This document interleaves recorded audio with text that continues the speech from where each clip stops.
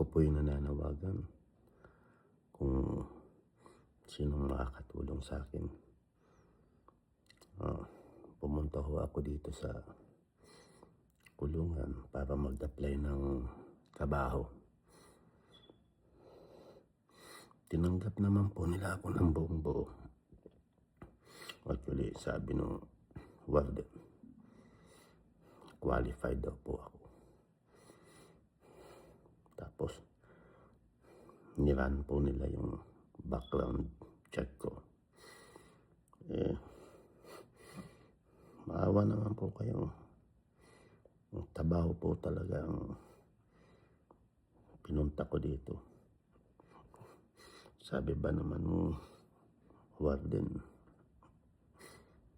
okay ka boy, stay in ka. Maawa na po kayo.